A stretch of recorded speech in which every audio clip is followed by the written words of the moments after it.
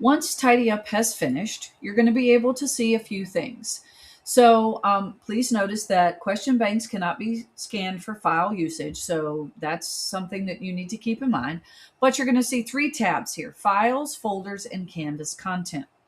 I'm going to always suggest that you start with the Canvas content. Now, you're also going to be able to filter by several different things. You can filter by title, used in, published, in modules, has content, last updated, etc.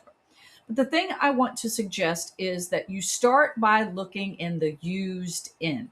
So if you notice when you look at this, in this used in column, if I scroll all the way down, there's all of these that are here are not being used at all. So I can click on them and delete them one at a time by using the trash can over here, or I can click multiple items and then use the delete selected. You also see that some of these are published, some are not published.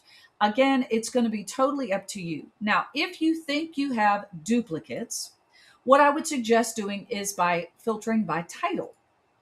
So if I filter by title,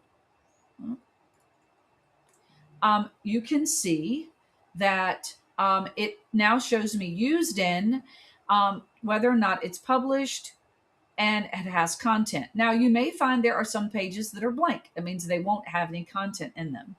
And you can see here, it's published, but not being used. So some of these, obviously, are things that could be deleted from this course. Now, I'm going to switch over now that I've talked about Canvas content.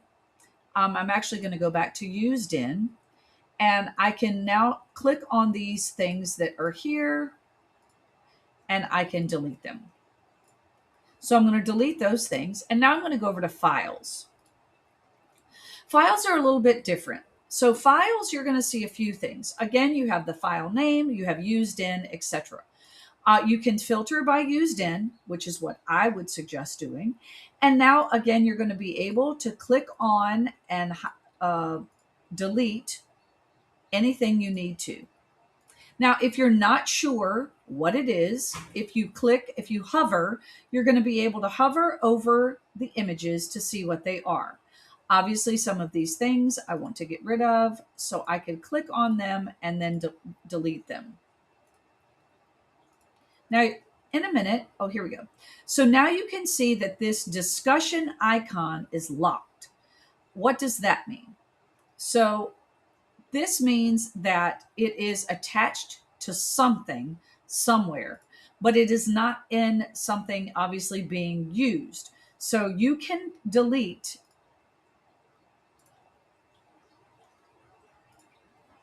anything, even including those that have an locked icon.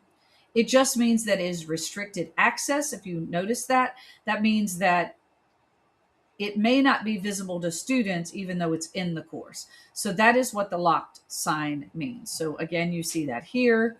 And so you can, but again, if you notice when I scroll down, I got to the used in, and now I have the things that where it's being used. And you can see that sometimes if they are used in multiple modules, that's where it shows up. So that's how you use TidyUp.